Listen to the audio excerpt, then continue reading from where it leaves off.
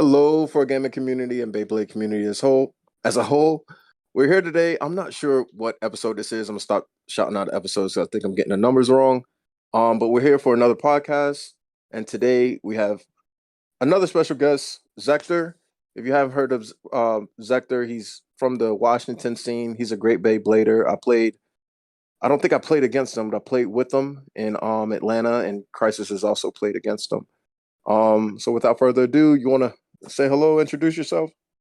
Hey, how's it going? My name's Zektor. I'm a organizer from the Seattle community or Washington community, and yeah, I've been playing Beyblade since I was a kid, but I just recently got back into it. So yeah. Nice, man. Thank you for coming on the show today. I know I reached out to you. We've been trying to talk diverse people in the Beyblade community. A lot of WBO members, but also some YouTubers and great competitors. Um, so I'll kick it off just so the listeners can know, like, how did you get in Beyblade? I know you said you played as a kid, but how did you get into it, and then I guess back into it, and what's it been like? So I started when I was a really young kid during a plastics generation. I was living in this apartment complex with my little brother and big sister, and we would Hmm. always just go out like biking and like explore the neighborhood and stuff. And we came across these kids out in our neighborhood. There's like five of them just playing plastics, and they had like a stadium, and they told us about the show, and so I went back and watched the show, and back in 2000s when we had like Target. The next time we went, I like begged my parents to get me one. So I think my very first bay was a Pumpkin, if you remember Pumpkin. Pumpkin. Yeah, I remember. And yeah, so I played with plastics for a few years. I really liked the show. The show is what kept me in it for a while. But then later when HMS came out, if you remember Sea Drake, like if you play HMS and you know the Sea Drake, I got the Sea Drake, and everybody at my school had plastics, and I was the only one with HMS. So I was Hmm. like changing the direction, winning left and right, and so everybody kind of stopped playing with me at my school because I had a Sea Drake, and You're so too good, and they didn't want to play. and so then I at that point I kind of just stopped playing, and I actually a kid came to school and we kind of did like the thing from the show. He was like, "Oh, let's play for Beyblades," and then somehow I just like I mislaunched and I lost, but I was kind of like as like an 8-year-old, 10-year-old kid, I was like, "I'm a man of my honor. Here's my Beyblade." So Oh man, yeah, yeah. we kind of played for keeps on that one, but so I got out of Beyblade after that. I kept a few from my childhood, but I really got into the Yu-Gi-Oh and Pokemon TCG after that, and I would Hmm. go to the card shop like 2 times a week to play and go to like regionals and YCS and stuff like that. And so Man, we got another. Everyone has played Yu-Gi-Oh, and that's sweet. I'm gonna let you. Yeah, go ahead, finish. yeah, it's strategic. It's fun if you can learn the rules. It's crazy. If you can Yeah, learn the rules. yeah, But yeah. yeah, so I was really big into collecting Yu-Gi-Oh and playing Yu-Gi-Oh, but when the pandemic happened, not being able to go play cards in person, like I knew there was online options, but it's just not the same without the physical cards. So Yeah. I was really bored for a few months, but I saw my friend, he's a YouTuber, and he posted a video of him doing Beyblade tests of just Hasbro base he had bought. Hmm. But so I was watching this video and I was like, oh yeah, I remember these from my childhood. But when one of them exploded, I was like, whoa, whoa, whoa, what's going on here? Because Yeah, yeah. I saw the burst mechanic and it really intrigued me. So I went back and started watching the burst anime. And then when I saw Zillion, do you remember Zach in the first season with Yeah. Hmm. Zillion Zeus? Yeah. When I saw the bearings in there, I was like, oh man, I gotta go buy some of these Beyblades. It was just, yeah, it was like the anime probably is what made me want to buy them again. But so yeah, I went out to Target and I found. I remember you were cool. You were talking about Archer Hercules and the Kraken. Yeah, That yeah, was like that yeah. was my first. Yeah, that was the first one that I bought of Burst, and I wanted the Kraken, but then I was playing with the Hercules, and it was just so good. So It was I thought, legit. yeah, I thought I could go to tournaments with it. I was looking up. That's how I found the WBO. I was like, I'm going with this Hasbro Yeah, Hercules stock, and I'm gonna beat everybody. So yeah, I yeah. found that's how I found the WBO, and Shindog was the closest tournament at the time because no one was hosting in the Pacific Northwest or Oregon or anything. It was just LA. So me and my roommate at the time, we flew down to LA and entered that tournament, which was really fun. But at that point, I'd kind of had like a month or two to mess around with Super King and some of the new ones. So I came with like a Rage on a Drift combo, and Mhm. I did fairly well. It was like 7 round tournament, and I got like 4 wins, 3 losses. But I didn't know about like slow launching or that Drift was bad Yeah, in same spin. I was just like hard launching Drift as hard as I could every round with Rage, and it was just like slamming around the walls, getting some funny results. But yeah, after that tournament, I saw people like Virtuous Circle and I can't remember the other player's name, but just really good players in LA who were like taking advantage of the parts and like knew like I didn't really understand the science behind it. So mhm. after that, and seeing Shindog how he ran such like a professional event, it really made me realize like oh I could do this too, and it wanted me to like learn about the science of it, and I thought like oh I could just buy 3 of these stadiums and set this up for my community so people didn't have to like fly to LA. Sweet, man. And it's good that I know you're an organizer now. It's good and really cool that you took it back with you in building your community. Like I don't know if there was a Washington community before. Like I'm here in North Carolina and it's me and Frost. We have a couple of other organizers, but it's mainly me and Frost that host. And there used to be a big community here in the Metal Fight era. I think it was with Dark Mousy, and then Beyblade. I think it just kind of died out after Metal Fight. Um, so Builder Rob, he started building it back up again, and then he stopped hosting. So it's mainly just been me and Frost. But I don't know of anyone in your area. I think as far as I know, the West Coast was just Cali with like Shindog and those guys. So for you I think you are the creator for your area as far as the WBO goes.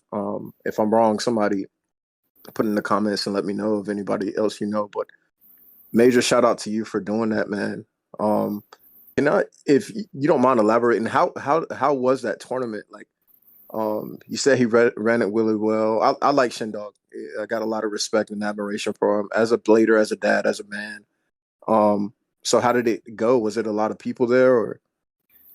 Yeah, it was. I think it was like, oh geez, it had to be like it was a round robin tournament, so it had to be like around 16 players or 15 players. But there was Hmm. a lot of kids there, and just the parents too. Seeing like talking, I was expecting to be like the oldest one there, and so seeing that like I was expecting Shindog to be like a kid. So Oh the no, fact that yeah. he was an adult and in like a virtuous circle and all them, they were like good age. They're not like they're around my age, and so I'm Yeah. 24. So it was just cool to see other people a little bit older there playing as well, and yeah, he ran it really well. It was just I never thought of putting the stadiums inside the cardboard boxes with like the drawer liner to keep it good, and he had like the mats Hmm. out, and yeah, it was just really well ran. It was a fun day, and yeah, a lot of people out there, so it was just cool to meet other people in the community who liked it. That's dope, man. That's dope. I want to come over there and play. It's just really really far. Um, and it's not the fact that it's really far. It's just my family's so big, so we definitely have to plan if we make a big trip like that. I told him I was gonna try to come this year, but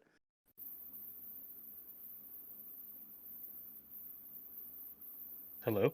Hello. Hey, like I told you, yeah, yeah. Did I cut out for a second? yeah, Can you y'all hear cut me? out. Yeah, my bad. Not just because of the circuit. Also like my job, like I was telling you, active duty in the Coast Guard. So I don't have like the free time that I do get. Like if I take leave, it sometimes it's for family or other things. But I am gonna try to make it out there because I want to play. And I know you made it down to Atlanta. What era was that? Was it? I'm guessing that was after you went to Shin Dog's event. Oh yeah, so Shindog's event. Just to touch on that briefly, it was a dynamite, very early dynamite battle. Like Cyclone, the random booster with Cyclone had just come out, and so somebody was using like Cyclone on Drift, or I mean, dynamite on with Giga on Drift, and so that was a big deal. And Hmm.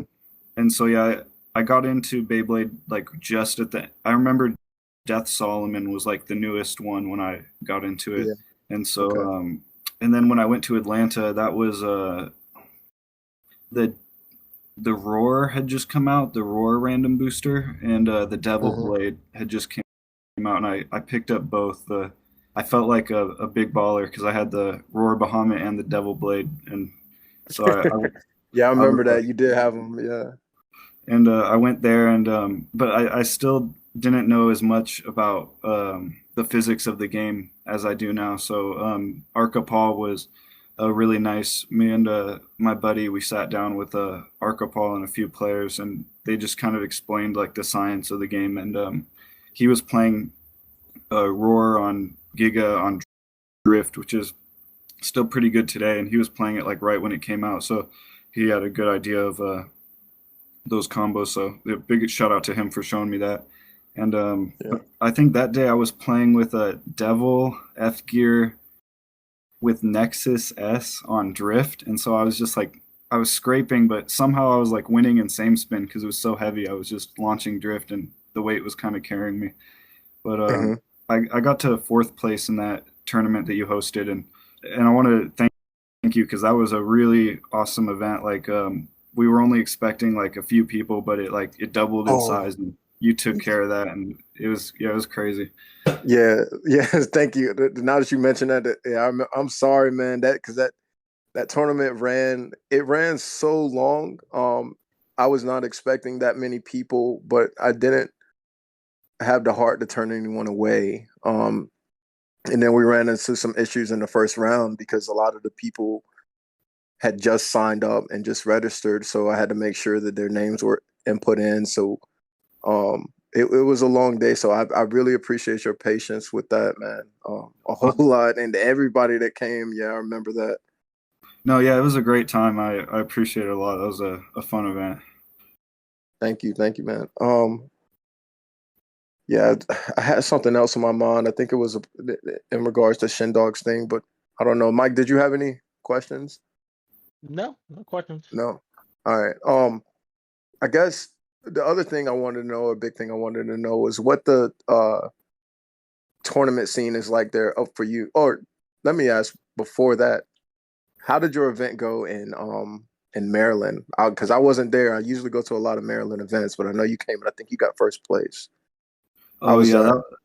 that event was really really crazy because so I had some relatives of family that I had known before because I'd driven out to New York like cross country with my friend, and he had relatives in the DC metro area, so we stayed with them kind of because we were picking up his car and driving it back, and so I'd known them, and so I saw this tournament, and yeah, the flight was really cheap too, which was kind of like the main kicker that made me want to go because it was like a $49 flight one way and then like $100 flight the other way, so it was just like super cheap flight prices, and I was able to stay with my friends' relatives out there. So just decided to go, and because I wanted to meet, like I've heard that on the web on the WBO, I just heard and seen that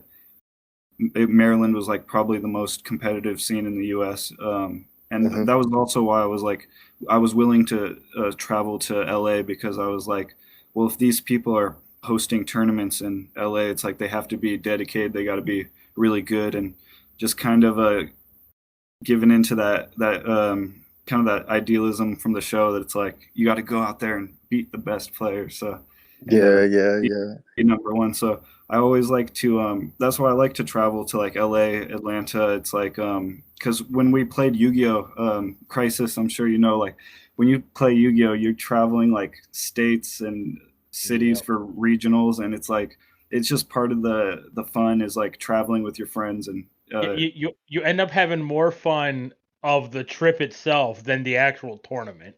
yeah, and so just going for the camaraderie, I always go with one of my friends, and that was the one tournament the Maryland. I wasn't able to go with a friend, unfortunately, but yeah, the flight I booked it. It was cheap, but I had to leave at like 11 at night, like the night before, and so I was like Oh man. 2 a.m. or 3 a.m. on a flight in Detroit, like stopping over in Detroit and like just sleeping on the plane. And so I got there like without any sleep, um, without any food. Basically, I was like so hungry the whole tournament. But Yeah. um, and it was actually really scary because my for some reason my phone right when I got out there it stopped working and it just like wouldn't turn on. And so I had like couldn't call an Uber, couldn't call anybody. I was freaking out, but I was able to get to the tournament and yeah, meeting all the people that are really prominent on the WBO, like Deceased Crab. I had read his tournament report, so it was cool to meet him, and then meeting Crisis and LJ and Alan Schaefer and everybody in the scene over there is meeting Max Rod, like just really good players, and yeah, it was an honor to meet them and play with them. But I remember I was playing the Prominence on Mobius and Roar on Drift combo, and I just LJ was the hardest match because he was also playing that, but I think people just Mhm. weren't ready for that or didn't realize that combo because I had seen Shindog and Mitch Jet. They both were playing the exact same deck in one of their tournaments, and when I practiced that Mobius on Prominence, I loved it so much, and it was I really liked just the idea of being able to switch back and forth on Drift and Mobius, and then having a Devil on Zone Z to protect against any attack types like Guilty or because I think Zone Z is the best defensively. So I was playing Zone Z all day just to avoid getting knocked out by attack types, and it also has pretty decent lad and it has okay same spin, but yeah, it was really that Prominence and Roar in the finals that carried me because yeah, I got to give Shindog props for.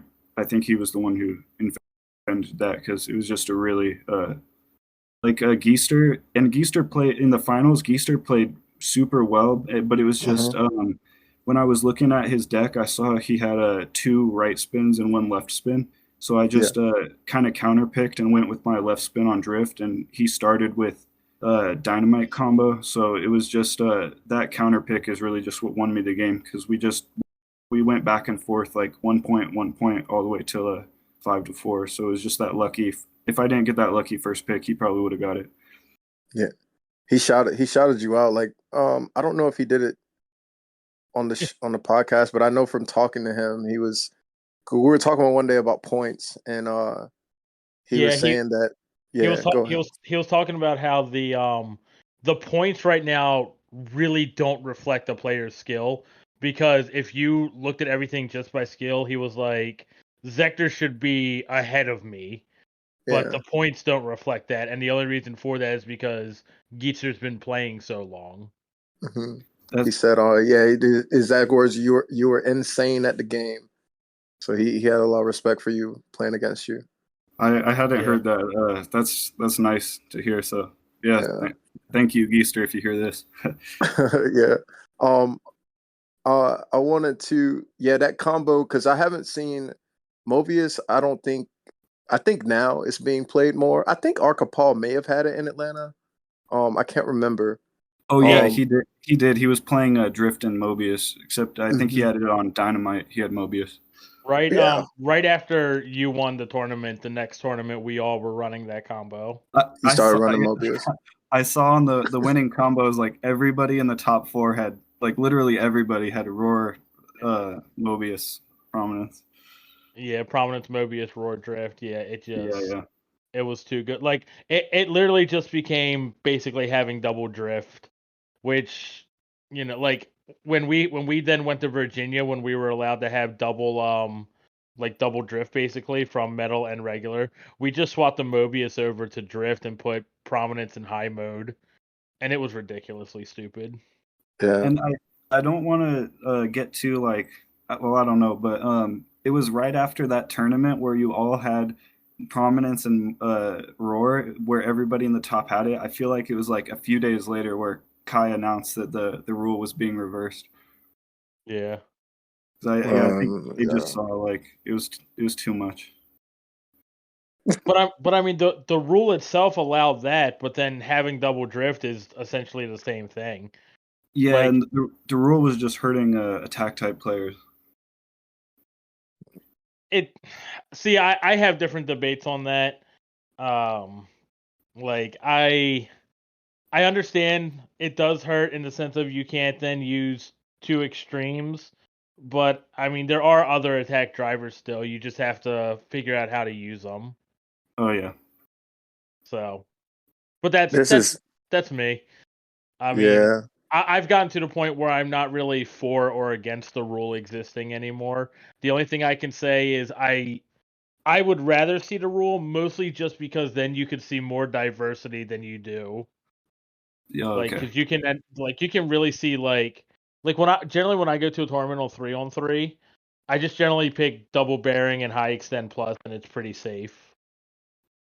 yeah, Like, yeah, I and that's like stuff Yeah. that like bef- before before then, I had a really hard time thinking on what the last combo would be.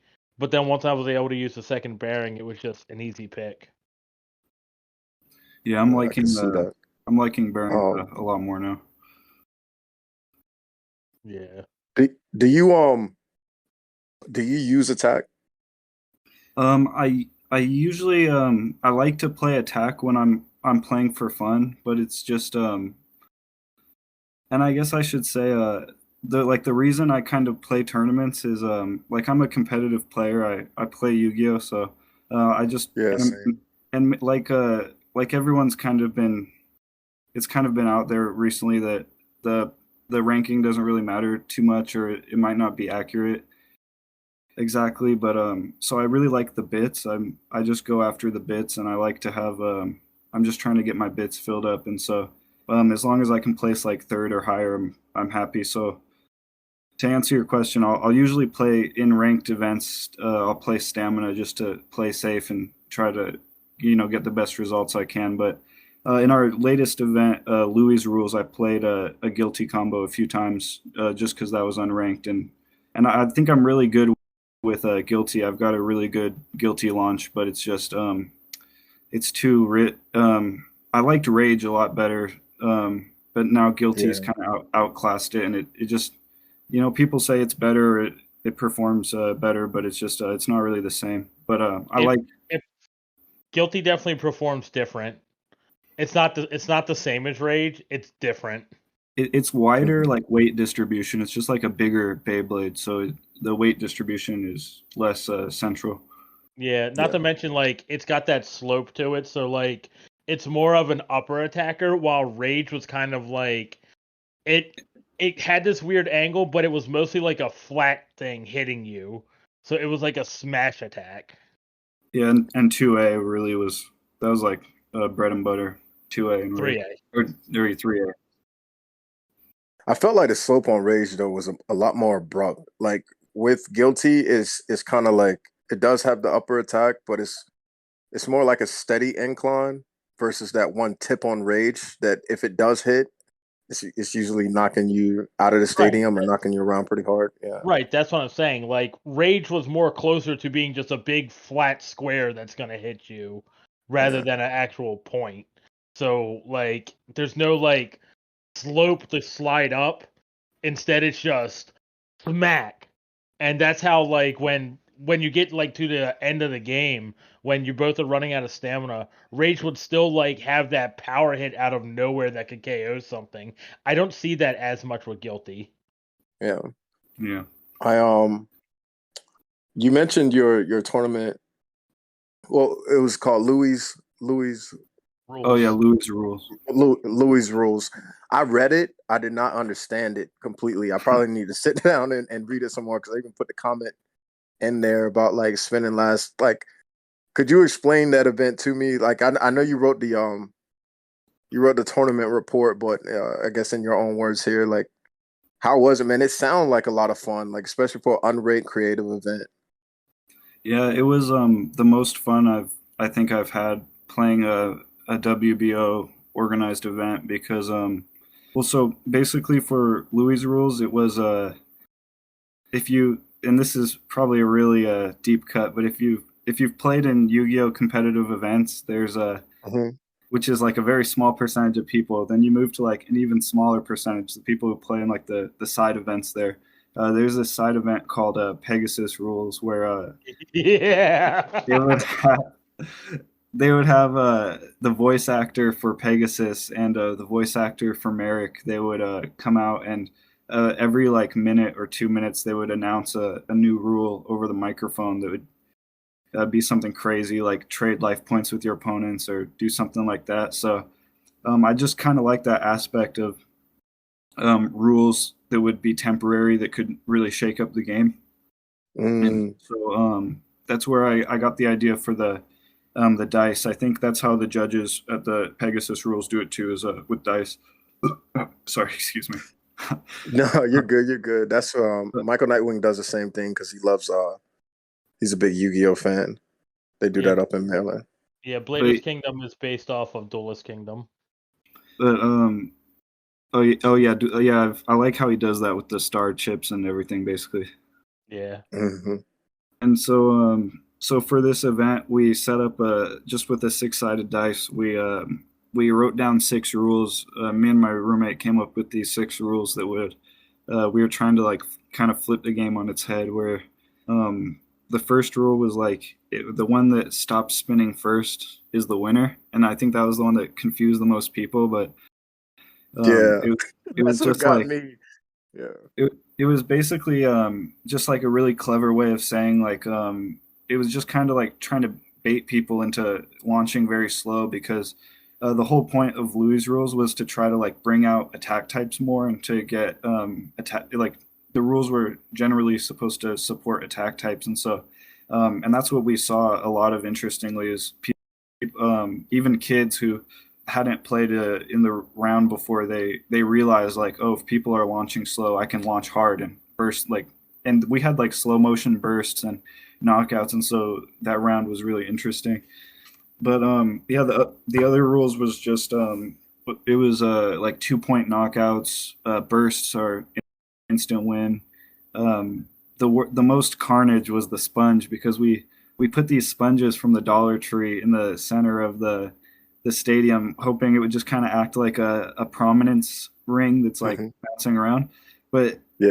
so we had these webbed sponges, and they would literally like stick to the, like, if you were playing Karma or if you were playing like Nexus with no S, or even with S, it would like these like net sponges would like attach and just burst them instantly. And so we have like videos of like just double bursts happening and like the sponge is like slamming around at really fast speed. So yeah, it was just a crazy event. Like every time we would announce a new rule, like what it was, even then the parents were joining in, like everyone was like wailing or cheering, and so it was just It yeah, sounds to Yeah. me like the sponge was the real winner. yeah, it was. Yeah. It was nobody could beat the sponges, and it was like every round it was a burst no matter what. So it was really fun. I recommend, That's yeah, if you want to have fun, throw some sponges in there. that's dope, man. I like the creativity, especially uh to build it and getting the parents involved. Like I've learned that's a big thing. Like I try to shout out the parents at all the events and thank them, but to have something for them to get involved with to make sure that they bring their kids back or I guess to entice them to bring their kids back or anything like that, because that's how the community grows. The community well, I can't think of another word for grows, but continues to stay heavy and consistent. That's the word I was looking for, consistent. Um I have a controversial question. and I guess with it may start a debate. I hope it does. With the regions that you've been to, which one have you seen be like the most competitive? And I thought of this when you asked about Maryland, or when you said about Maryland. I can't remember who all showed out for that event because I wasn't there. But have you seen a difference in the play styles from the region? Because I travel a lot, but just on the East Coast. You've been East and West Coast. Um, I yeah, think, I guess. Yeah. yeah, I think Washington is probably like very, very chill. Like we've got competitive players, but everyone's mostly just out there to have a good time and enjoy the scene. Hmm. When I went down to LA, it was more competitive, I want to say, but also like Shindog. That first tournament I went to was just Shindog did a really good example of just showing like what a tournament should be. It was like the parents were engaged, the players, even the ones playing free play were enjoying it, and so they have like competitive scene, but it's also just very very chill and very cool. Um, I think Maryland was for the Central Atlantic. That was probably like the most competitive players I've seen at like one event. Like Hmm. everybody is playing top tier parts. Like, oh, sorry, shoot, excuse You're me. good. No, you're good. Um, Deceased Crab put in his tournament report from that event. He was saying that out of the 30 players there, it was like 20 of them were seasoned players, and I have to agree because, yeah, everyone just was playing like either high extend or guilty on something. So it was really fun, high skill level event. But when I think Georgia and your event, and also like just seeing Arca Paul, and then also your son, and then that username is just like three blanks. I think it's just blank. Yeah, 3 dashes. I don't know what he calls himself, but I know who you're talking about. I call him Triple Dash. Triple Yeah, dash. that's yeah. But yeah, I think he's from the oh geez, the He's Midwest. from Ohio. Yeah, yeah, Yeah. Midwest. But when I went down there to the South, and when I look at like the South, like Union Achilles and CS Raymond, or is that his name? Hmm. Yeah, they CSC. Yeah, yeah. yeah, CSC Raymond. Um, I think uh, I'd have to say the South is the one that I'd be most like going. I want to go to a Florida event here pretty soon because I think when I really look at like who I want to who I want to play against is like people who have a lot of bits, or people who have like consistently gotten first place or consistently gotten like top three. So I think CSC Raymond is probably like the person I want to play against the most right now because he's just does so well consistently. Yeah. But that was He, also like he's uh, legit. my motivation for going to that event too is because it was like show out for Arca Paul, and I was like, oh, this Arca Paul guy must be a big deal. I gotta go to this one. Yeah, yeah, that's my buddy. He But yeah, I think the yeah, go South. ahead. I was just gonna say, I think from what I saw in Georgia and just what I've seen online, I think the South does a really good job of they just seem like they have a ton of players. Like somebody had made after my regional rankings list I made, somebody made just a top 30 list for Florida, and there was like 30 players that were above 1200 BR. So it was just they definitely have like a big amount of ranked high ranked players. But I They think do. Maryland is also just very like in terms of skill, Maryland's skill is probably the top. Like it's very good. Yeah, yeah. I think did you want to say anything, Mike, on that? I mean, I just want to play against more people like Zektor. Like, Yeah. like, I don't get me wrong. I love the players here in Maryland. You know, we've got Yami, we've got Baymaster, we've got TSO, Allen, Geetster, myself, Max Rod. Like, we got all these good players. Mhm. But at this point in Sniper, my time, bad, in case he's Sniper, listening. Yeah, Sniper. Sniper's listening like, "What's up?" Like, But my thing is I've played against them so much. I want to play against these other players that I know are good. yeah. Like, and it just sucks because, like, you know, with my job, it's really hard to take off enough to be able to go to a lot of events. That's why I have to like Dark Continent, I had to plan out my vacation this far in advance Hmm. in order to know I can do it. Yeah. So it's upsetting. But Yeah. Yeah. It's tough. And I'll say it's the same with me. Like I do get to travel a lot. But it's some of it, I don't know if you noticed or anybody's watching. So I host with my Stay Cool account, but my FG Miriam account, that's what I compete in. And those aren't all the tournaments I have because I still have FGC ones. So if you go look and you'll see. But last year I did a lot of traveling. I think I'm off every other weekend, and every other weekend I was doing a tournament or going to one. But I slowed down a lot, and I talked to Mike about this too because it's tiring some. And then with work, because there's been a lot of nights out. I would go to a tournament on Sunday at in Maryland, and I had to drive back to work and be up at 5 o'clock in the morning to go. But it was worth it for me, because it's even though the drive is long and it's tiring, it's good to get up there and see some new creative combos, to see some friends too, like you were talking about. It's great to do this with the community. But yeah, I do want Dark Continent to have that, to bring in people from all regions, and hopefully like it grows more.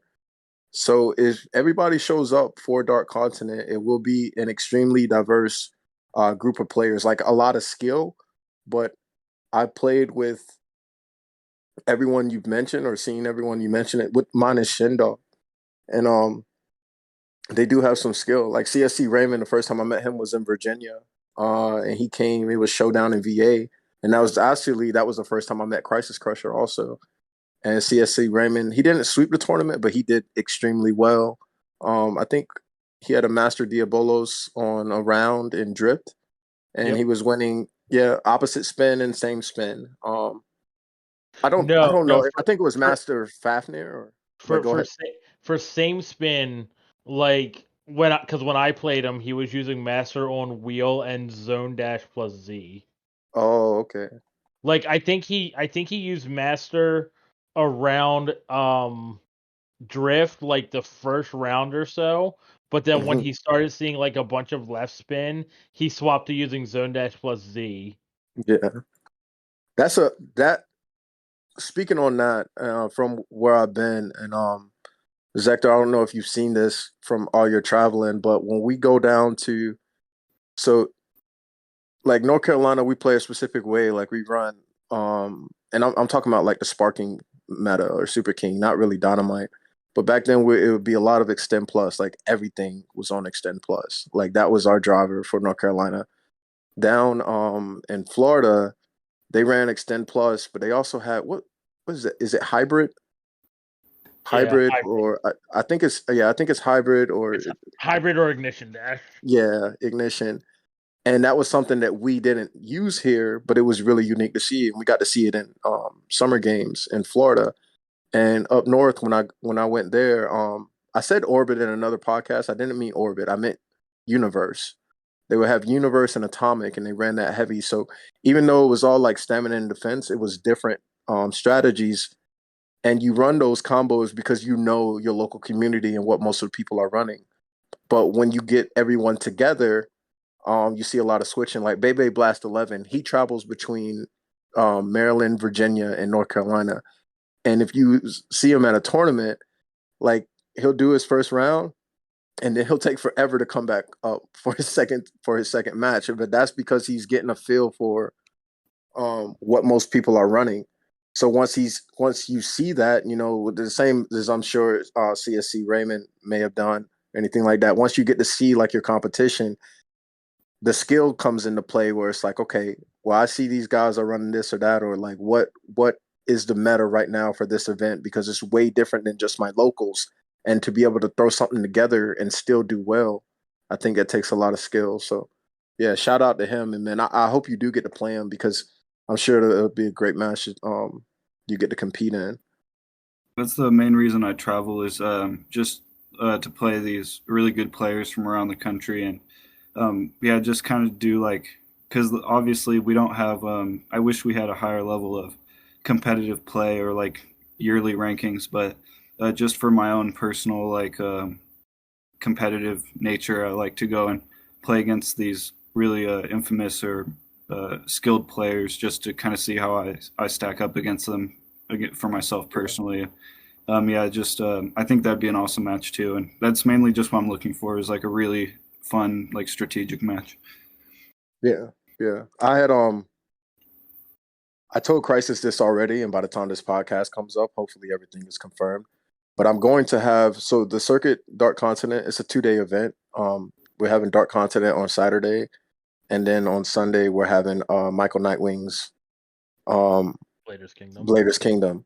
So I went back and forth when I first was trying to do it. I didn't know if I want to do it indoors or outdoors, because indoors, it's a little bit more expensive, and I didn't want to charge for this event. But I ended up recently. I've been talking to someone, and the reason I'm telling you is because I am going to switch Saturday's Dark Continent to indoors. I can't do both days because it's um, only the Saturday is available. But since you play, do you still play Yu-Gi-Oh or no? Yeah, I always stay. I have a few friends that we I'll go over like once a month and or so, and we'll play cards still. So I still play like I think the ban list just happened like a day or two ago, so I might be making something new. But I was playing like Drytron and Sky Striker had a bunch of new cards and support, and so I was messing around with that. But yeah, I still play it, just not as competitively as I used to. Solid.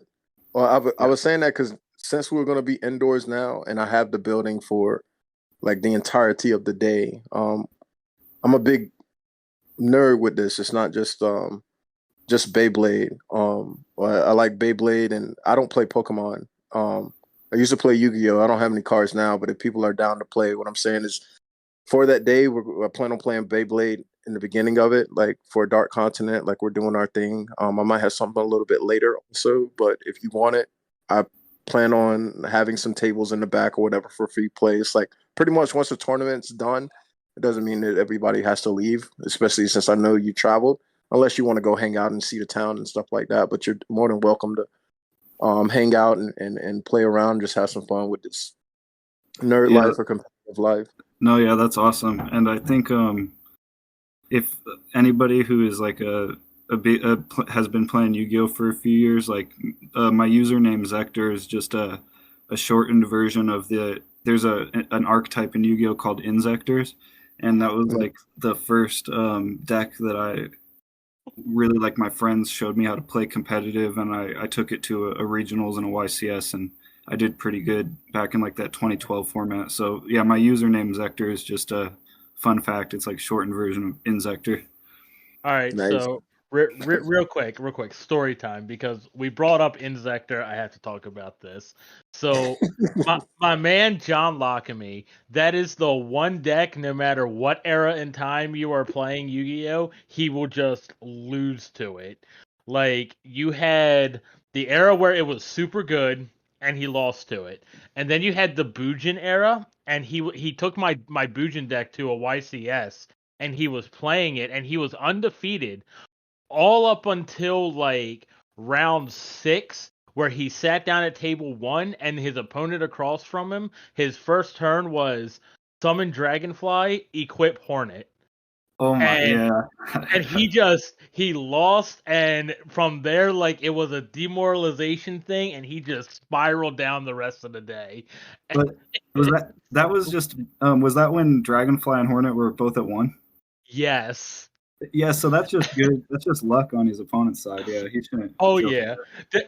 There was one time he was playing a 3-axis Fire Fist deck at a regional, and his opponent opens up and does like a Swap Frog play, and then he's like Swap Frog, and he's like okay, and then he goes Insect Imitation. It's like, Oh my what? god! And he sent up the swap frog and brought out Dragonfly, and then Foolish Burial and Hornet equipped Hornet and just went off on him, and he lost. It was so good. I remember when that was like a kind of a prominent rogue deck was like the Frog and Zektor's, but even up until like a Link in the Link era, there's like a crazy like an endless. You can do like an endless loop with like the beetle and the equipped that just keeps coming back from the graveyard, and so there was some crazy like firewall loops with it even into like the Link era. So yeah, it's pretty fun deck. Definitely, I like it a lot. It's dope, man. I'm not gonna lie. I'm completely lost. I stopped playing around. Like I only played for like season 1 and 2. But yeah, I love it. And like I said, if you have anything, and by the time this comes out, I should have sent out a message. As long as everything gets confirmed. If you don't see a message by the time this releases, then we're still probably playing outside. So I don't want to do card games out there because of wind and stuff like that. Yeah. But yeah, if we get inside, it'll be a whole lot better. Because I have some other things planned too that you'll just hopefully see once it unfolds. Another the question I got: what are your thoughts on the meta? Like, there's some things like on the WBO, people talk about the problem with stamina or LAD or just seeing that, because I know you said you play safe, and I like to win also. So do you think the meta as far as like the stamina game like is a bad thing? Like, should people be more focused on attack or what? I think well, this is going like super big picture, but just in terms of attack, like when I think of like original Begoma and like original spinning tops, their main goal was like I think it was brought up in another podcast, like they were just launching them on the streets and seeing like who could carve the most or who could construct the most efficient top. And so it was where knockouts, when Beyblade introduced them to plastics, it was kind of like an alternate win condition, kind of like bursting is now. So I kind of see like the main the priority of the game is to build like the most efficient spinning top I can, and then knockouts and bursts, like that stuff just kind of comes like secondary to me or kind of extra to me. But I like building attack combos. But in terms of the meta, I feel like it's really comes down to what TT gives us, because especially with DB, it's like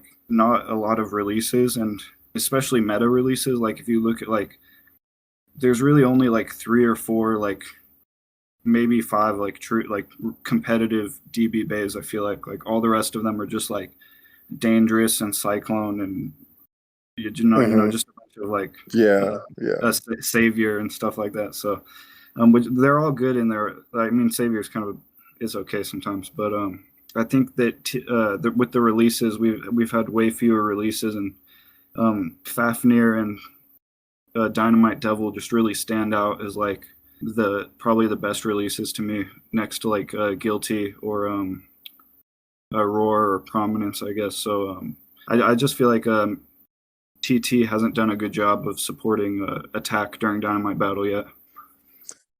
Yeah, that's true. What your answer, like it? I think, and Mike, you can chime in anytime, but I feel like your answer was worded perfectly to what we've been saying. Mike has said this a lot, like when the spinning tops, like back in ancient times and things like that. That's all it was. Like who could spin the longest, or and that was the game. It was like a game of like a high class game. And even if we were to look, I think we don't look at, or some people don't look at Beyblade like that because of the anime. So they want to see those hard hits and the crazy things that come out in the anime. But when you really sit down and think about it, it is who can construct the best top to overall win the match. But that comes to spinning the longest.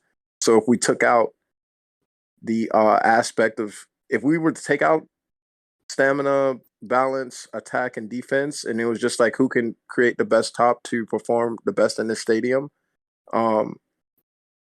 I think it would probably remove some of the headache that we get from the arguments between attack and stamina. Because if your attack style Beyblade is good enough to beat my stamina style Beyblade, whatever, like you can spend longer than me, then yeah, you got the win.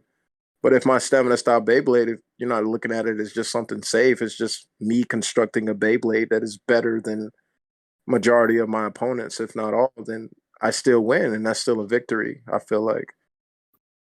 Yeah, and I feel like and knocking somebody out, like I think that's where I think launching is like the biggest thing in the game. Like even like deck, like you can construct a really solid Beyblade, but I feel like that's like 20% of it. It's really like launch Yeah. the launch, even with the stamina, like launching with the different drivers is like that's where most of my practice is like I kind of think it's funny. I think of it like boxing, like a 1, 2, 3, and I have like Hmm. three, like a left launch, a center launch, and a right launch, and I practice that for like every different driver. And so I think when it comes to attack type, like the skill of being able to get that kind of like that perfect degree, you need that perfect degree. And when I launch Guilty, I launch it with like I think it's like 70 or 80% power is like the sweet spot, and just being able Yep. to make that flower pattern, and it takes like a lot of skill. So I'm not knocking anybody's skill at all, but yeah, I think that um, building is a it's just what's most rewarding to me is building a really efficient stamina combo. But anybody who has that skill to go out there and knock them out consistently, it's like I respect. That's a very high level skill that I respect. Yeah, so like recently I've been practicing more and more with attack, and I learned that like there's a big difference when launching and like yeeting it and launching it to where you're like with the launchers that have the power gear and everything, you don't have to launch hard and it gives you like the perfect amount that you need. Hmm.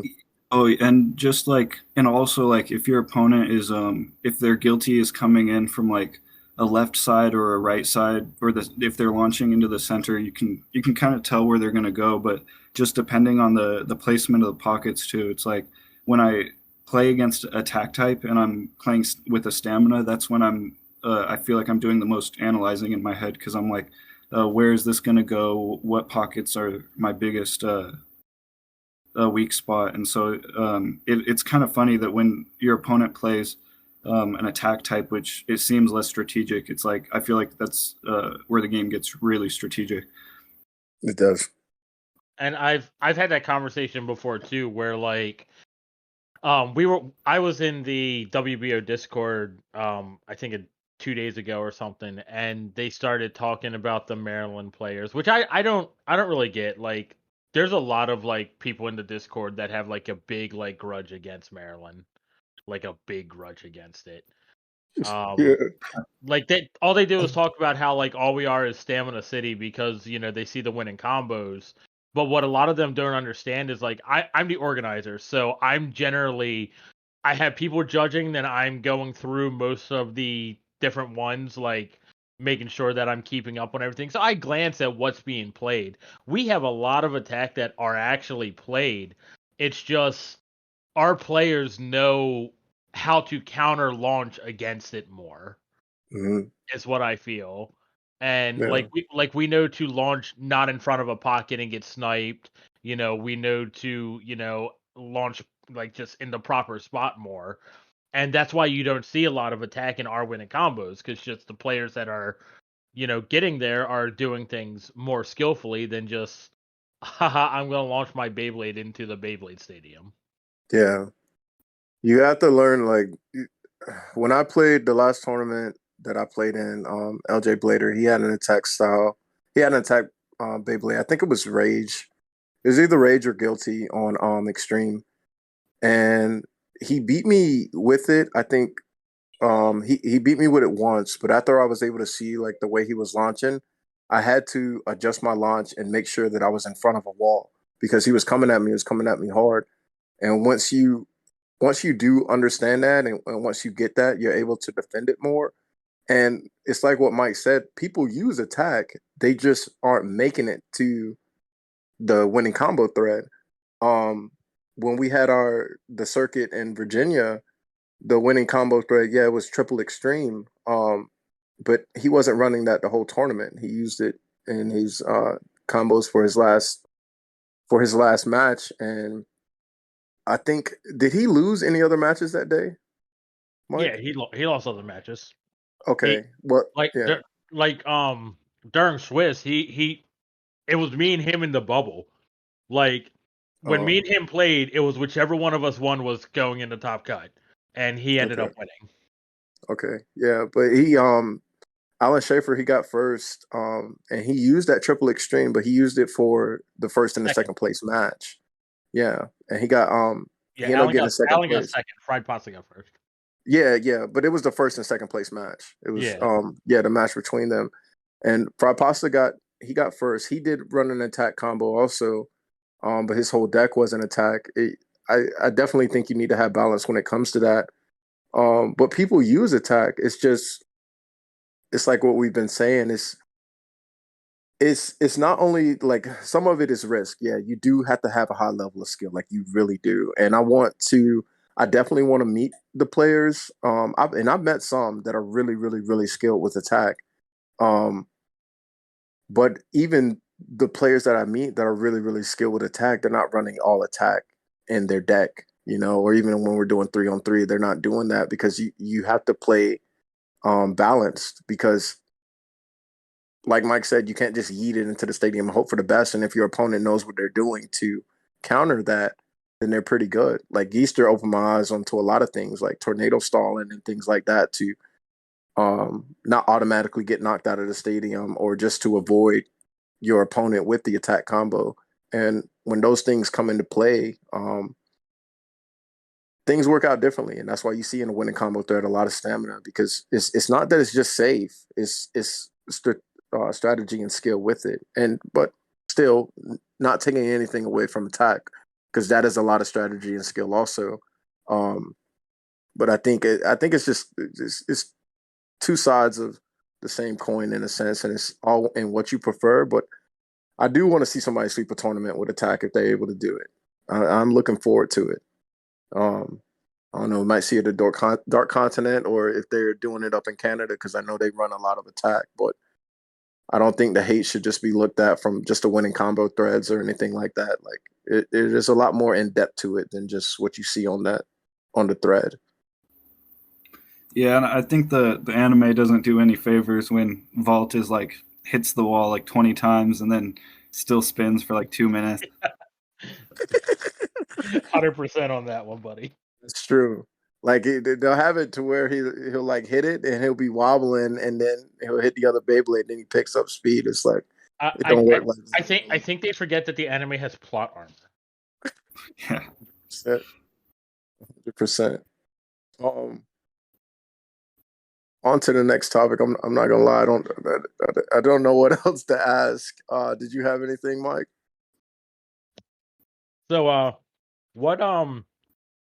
what do you think about the current rule structure in the WBO? What do you think could be improved?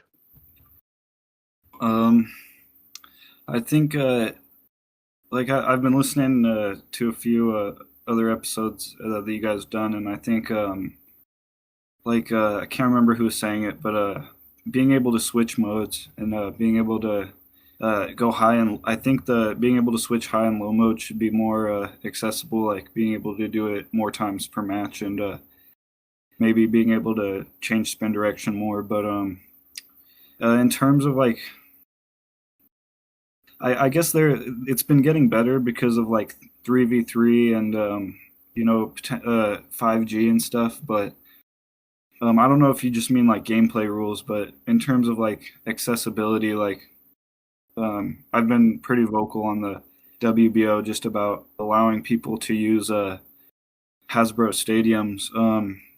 Just as an example, we have 3 new organizers this year in the Pacific Northwest. We have Plot Armor and Unseen Burst just turned purple from Seattle, and then Whiskey Tango from Portland. He just passed his. So, and so Unseen Burst is hosting his first event, and he has to host unranked because he only has um, accessibility, or he's only able to access those Hasbro stadiums at Walmart, and so I just Are you talking like the orange or green stadiums or whatever, like the yeah, little like the $10 ones? $10 red 4 pocket basics Hasbro stadium, and Eh, so yeah, I think he did a really good job of he did like some good PR on it. He was like, we're gonna see how Takara Tommy Bays play in Hasbro, and he was like, let's make an experiment out of it. So I liked he had a good attitude about it, but I feel like it's really bottlenecking the community that because that if everybody agrees to play, sign up and agrees like, yeah, I'm fine playing ranked in this red stadium, like why can't it be ranked? Like it'd be like right. a $30 entry fee versus like a $300 one. That is definitely the biggest thing that I've been talking about recently when it comes to stadiums, because I don't know if you read it when I made my proposal on a bunch of different rule changes. That I will like.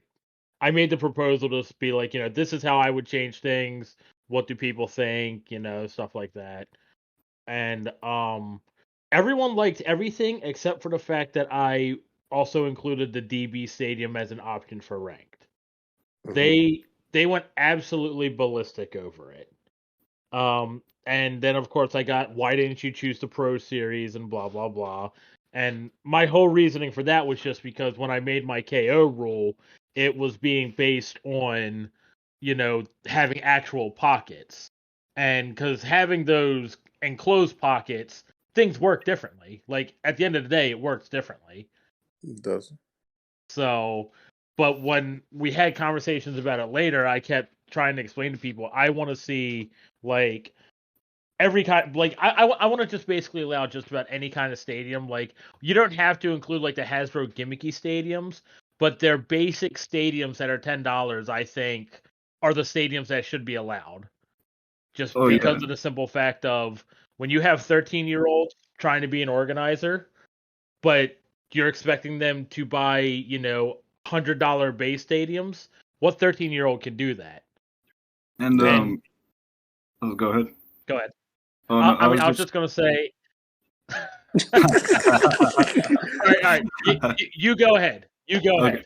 ahead. Yeah, and just so as from an organizer's perspective, I own three of the BB or the BO9 or B33, and but I've owned like 4 or 5 of them because even though I don't like main attack in tournaments, we have quite a few people in our scene that are like well known as like dedicated attack players, and so my stadiums get cracks in them, and I have to then just me being an organizer having to replace $100 stadium is it's really discouraging because it's like I've already spent so much, and if we just being able to maybe not do every tournament in a Hasbro stadium, but just the option to play like swap it off, so just the damage on the stadiums is less and they can last a little longer because it just sucks that my only real option for ranked right now is like the B33, and they get wear if you're hosting one tournament a month, the wear and tear is going to happen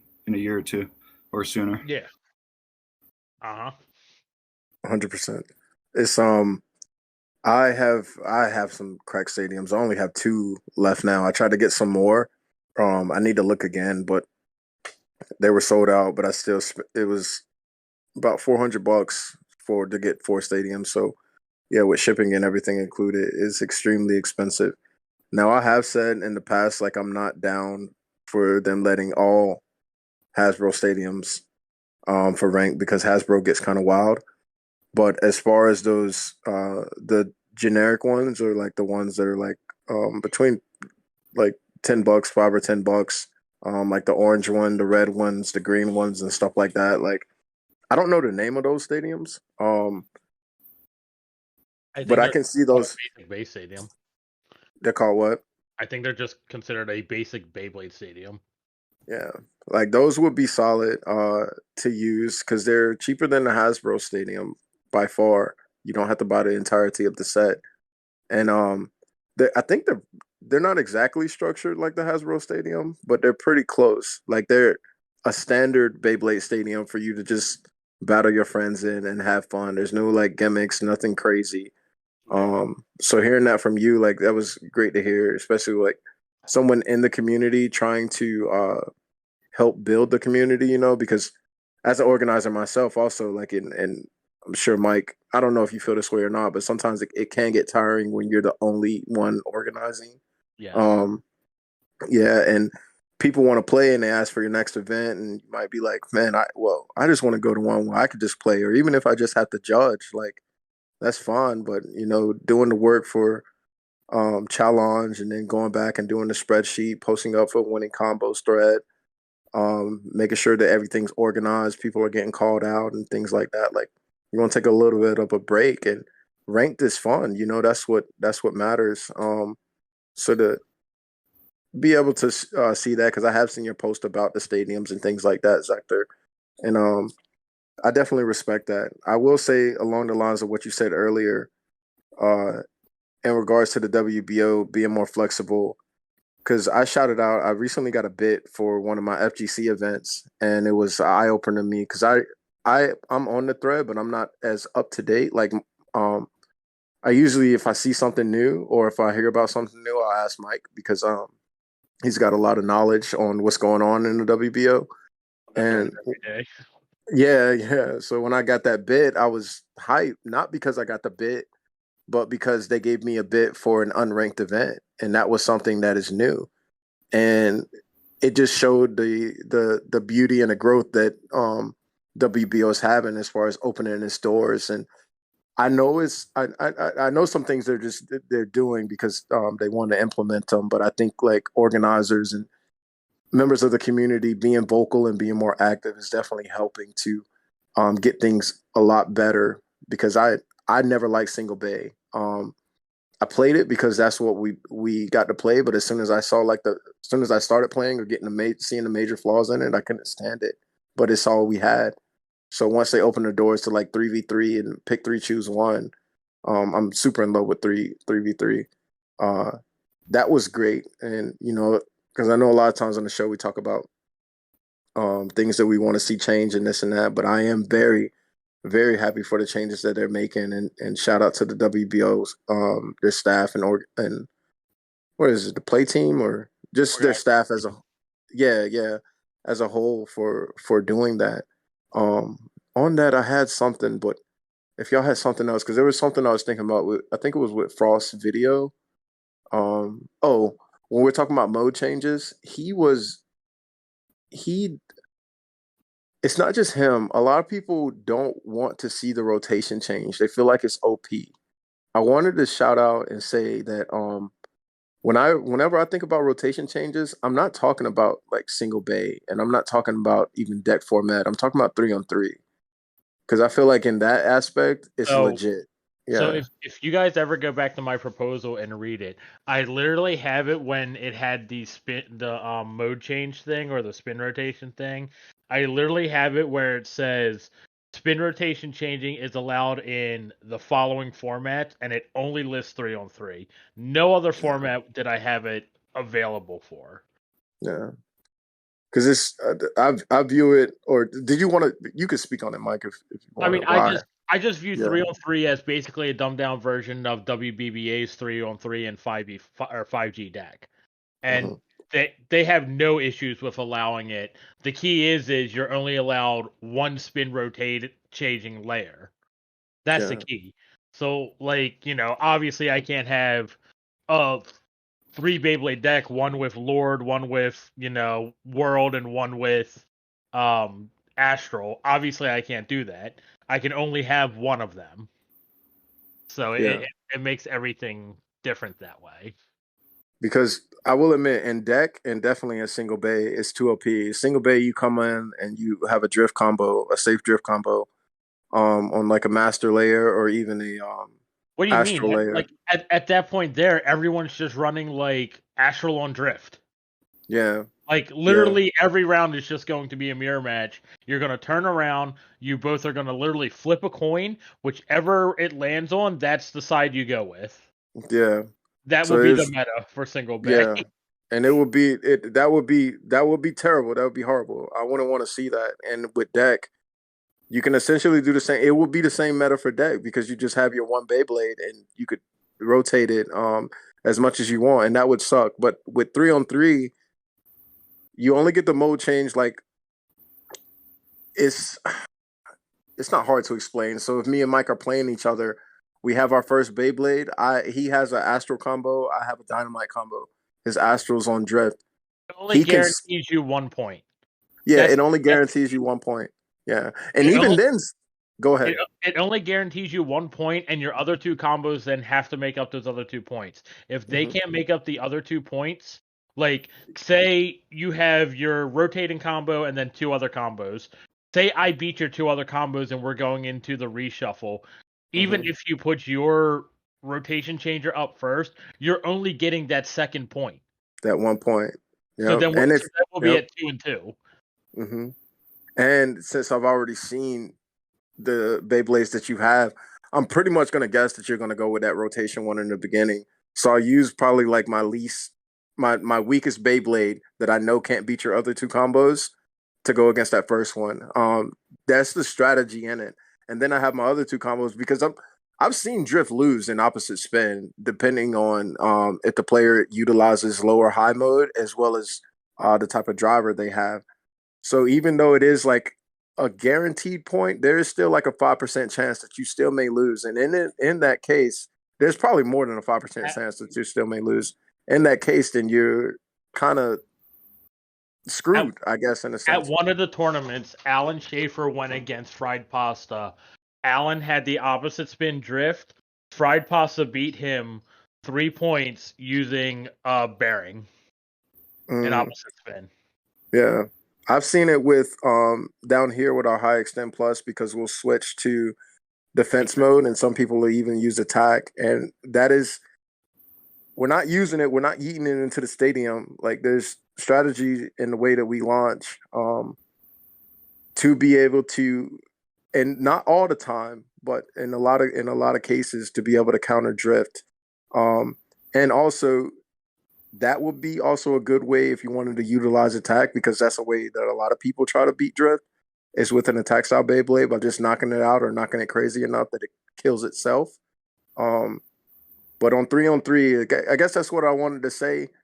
To because Frost had brought it up and I had heard it a couple of times, but I wanted to be clear. Like, yes, rotation change in any other format would be terrible, but on 3-on-3 is pretty legit. It just adds more strategy to the game. And with rotation change, we're talking about drift, but you can do other things too if you want it. Like if you love your bearing combos or something like that. I mean, think about if they ever made a layer that was good for attack and you could rotate change it. I was just gonna say that, yeah. Yep. Yeah, like that would be something wild. Like that would just big smack. Like if they ever made like a Diabolos or something, or like what all could rotate change in burst? Is it just Spriggan and Diabolos? Yeah, Spriggan and Diabolos, as far as I know. I don't think anything else does. What? I think What was that one that would take like 2 Beyblades to put together and you could do it in either direction? it was Oh, Apollo or Polos or Maybe um maybe like if they made something like that into like a good shape for attack, that might work. that would be dope. That would be dope to see. Did I'm hoping that they do a legit right spin attack. Because that would be nice to just think about attack. I know they went away from the rotation changes. But I feel like we've been dealing with less spin attack for so much and we're only getting so much out of guilty. Do y'all think right spin attack is more efficient than a left spin, or it doesn't matter at all? For a legit one, not like the bad ones, because judgment, I felt like it didn't matter what way the other opponent was going. It was solid. yeah. I think there's definitely I don't know, but I think left does better against left, and same with right. But it can go. You can definitely get ones like SY and Judgment that are good against both. But Yeah, I think attack is just it's been lacking in DB, and so if they did give us a right spin, it would at least balance it out a bit, give us a chance to test with it. So I think if they come out with a right spin attack, it will actually probably like dominate like the first few tournaments. The reason being is people are gonna forget that there's a right spin attacker because they're so used to it not existing. Like, and they're not gonna really think about it when they play against it. But then after like a couple tournaments, and they realize that's right, I have to now think about two two different variants of attack happening. Then it'll Hmm. start having more of an issue. Because like Yeah, right now, like some people are just gonna be like, okay, well I'm just gonna throw this right spin in against Guilty and light launch and whatnot and launch in front of a wall instead of a pocket, and I should be pretty good. yeah. Oh, When you go ahead, Zektor. I was just gonna say when Ultimate came out, and kind of the same with Divine. It's like I've got that worry in like the back of my head that I have to buy it and test it just in case I don't get Yep. caught. I'm not suspecting it. Yeah. Yeah. Like I will say this with the new mold for the Belial 2 chip, Savior might be able to do something. Save your mind. Savior Oh, might, because yeah. Savior, when it's awakened, it hits hard. But that's the problem it has. It bursts easily because of that. Mm, Yeah, that new Belial I chip haven't. is just the Yeah, I've heard of a few manufacturing errors, but it's tight for sure. Yeah, it's definitely got an updated mold where it's tighter. Like I'm pretty sure the teeth are also like slightly longer than the original one, as well as having the burst stopper being like more tight. Um, so I mean, I haven't had an issue with mine where like it's stuck and it won't retract or anything. I did only have the issue that I was testing something using Karma on a right spin, and when I went to try to turn it, like Karma was digging into me, so I had to like use two fingers and turn Karma instead of my whole palm. But that was Yeah. Have y'all? I know y'all said too, and I've mentioned this before. Just saying, like, as soon as DB came out, like sparking was dead. But I've still seen Rage still smack. Even some sparking, some dynamite bays. I don't see it a lot, but I have seen it still do work within it. So when y'all had mentioned that if we do get a right spin attack and guilty, and for those who are able to or willing to still use it, Rage, that could be a 3-person deck right there, as long as they're efficient with it. Like and legit, not like a meme deck to where they're just trying to throw some stuff on extreme for whatever. But I feel like that would be pretty solid. I think World is you have. still pretty solid. Yeah, Yeah, I've been using World a lot. Yeah, I think it's in the last one that I won in my winning combinations. Me and Geetster ran the exact same deck in first and second. It was just before because we practice a lot, so or we talk a lot and everything like every night on Discord. So we'll talk about theory crafting and stuff, and I'll test stuff out. And so we were using the exact same deck, but just before our match was happening, I decided to switch my world to right spin while he had his in left, just so mhm. that way then like I had like if he picked the vanish combo, I then had a counter to that was easier. So we Yeah. we we our decks were like a complete weird mirror. It was really awkward. You were on drift. We were both on drift, Giga Drift. Um, Okay. I as of right now, when it comes to sparking Beyblades, I definitely feel like World and Rage are the best two that could be used. I don't think Tempest is that good anymore. I haven't seen anyone use Tempest. I think um I Alan saw it Schaefer's when still trying. He's still trying. no, I think he'll be overjoyed in June when the Gatling comes out because it's not the same Beyblade, but it's pretty similar. It's just in DB format, so it's going to be a lot heavier. Zach, Um, quick question for you: when you play, when it comes to stamina, are you aiming more for like same spin matches or opposite spin matches? Um, it's kind of funny. So I have this clipboard that I have like my papers and stuff on when I'm organizing, And one night I just went really crazy when I was testing, and I took a fine tip Sharpie, and I just do you know those Pentagon like power grid kind of mapping like performance like and it's Yes. like a 5 point star. So I put like left spin stamina, right spin stamina, and then guilty. So I did like a triangle of and then I or how it would do against attacks. And I basically when I'm building my team, I'm working with like how can I get the most optimal like using all the heaviest parts, but also like the choice of what Beyblade I use comes down to like obviously like you were saying, cool people in the community know what I play, so you can only play like Prominence and on Mobius and Aurora on Drift so many times before people like Plot Armor. He countered me really well and he took the win that day. And so when I'm building Beyblades, I'm really looking at like just the optimal like for round one. I really like round one just or the one on one format because it's just the most accessible for everyone to play. You only need one Beyblade, but I really like that format because it's like what is the most optimal one Beyblade that you can build that can take on the entire meta. And for me, it's usually like a Vanish Longinus or a Dynamite Perseus on a Bearing, but I think that's a really fun aspect of just trying to get the most well-rounded Beyblade, and I think it shows maybe not too much skill, but I think it just shows some skill when it comes to building. If you can put together a really consistent bay in both like left and right spin and protect against attack, but um, typically like if you were asking if I go like right or left more, I look at the layers on like the Beyblade Wikipedia, and I just look at like I think there's more right spin layers right now in DB that are better than I think arguably like it's kind of even like Roar and Vanish, but yeah, I just go off like what I've seen my community playing the most. Like okay, Raphael just came out, everyone's gonna probably be playing Raphael.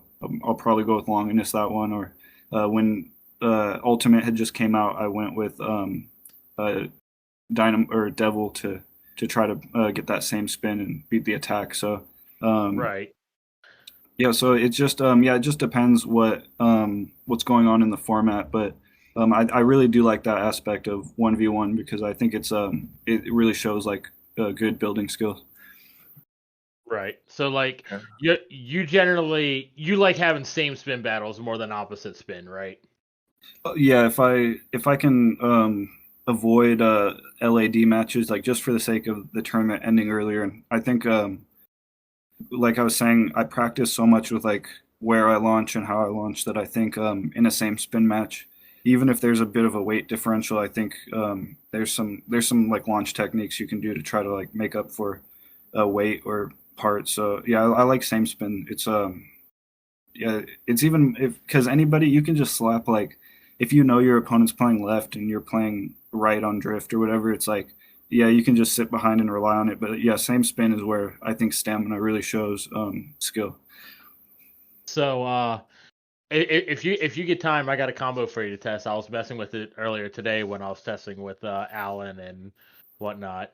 Try Dynamite Belly L2 with F gear and L gear and put it on Wheel and Metal Universe. It's funny because there's a player down in Oregon, Toasted Kiwi. He did the sort of similar, except I think he used yard metal or just like another really heavy like metal driver, and then that was his combo. And he made like fourth place. He was sticking to it all day, but it was kind of like a nice balance between stamina and attack. It was pretty cool. But I'll try that out. That's with Metal Universe. That sounds crazy.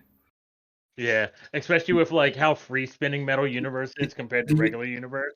did you say it was on tapered? What metal? Wheel. Wheel. Okay. Oh yeah, that's right. F. Okay. Yeah, because F and L gear puts it in Yeah. permanent high mode, and I just find Universe works better on the older disc like Wheel than it does a Dynamite disc. Yeah. So there was I had something I think at the beginning of what you were saying, but I completely lost it again. Um, I do that a lot. It was when you were talking about single bay, what you said it does make a lot of sense. My whole argument with single bay was with the manipulation that was coming with it. Um, and not the scouting because the scouting happens. I'm not as much of a fan about it, but it happens. Like you'll see if somebody's running something the whole day, then it's whatever.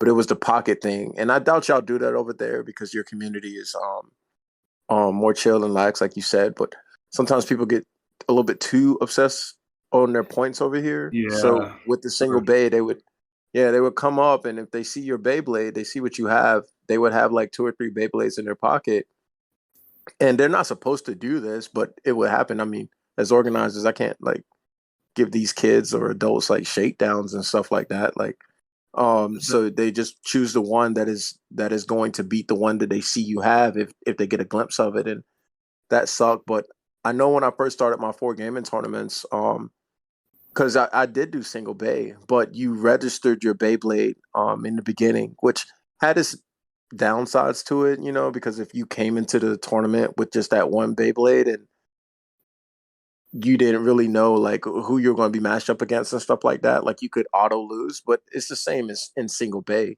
Um, but it kind of like made players have to be like, what is the one combo that I can use to give me the best advantage no matter what matchup? Like you're not going to win 100%, but you at least want to try to go for that 60 to 70% win rate with the combo that you have. And I'm glad you brought, or not, I'm not glad, but yeah, thanks for bringing that up because that my I don't want to name names, but the first like tournament I hosted, and also like the tournament in Atlanta, and also in LA, like people were doing that a lot. Like I could see a few people. That was like my first experience with people scouting what you're playing, Yeah, and yeah. I think it really irks me a lot because that takes away the I'm just I think I'm a good sport, and I just like the good sportsmanship to be like the number one because it's a small community. We're trying to keep people around and build the community. So it's like, um, but what some people will notice me do is I do this at tournaments. I have a left spin and a right spin in my pocket, but I've hear me out. It's so when people, if somebody is scouting and somebody's obviously looking over and seeing what you're playing, and then Hmm. like you're matched up against them in a later round, and you know for a fact they've been just like hovering over, or you have that feeling that they've been scouting. I'll Yeah, yeah. I'll switch Beyblades. Like I'll have another one in my pocket just to try to like counter the scouting, The if that counter. makes sense. Yeah, but Yeah. I try not to yeah, I never scout or counter pick Like do it it, like, yeah. Yeah, but try to scout them out.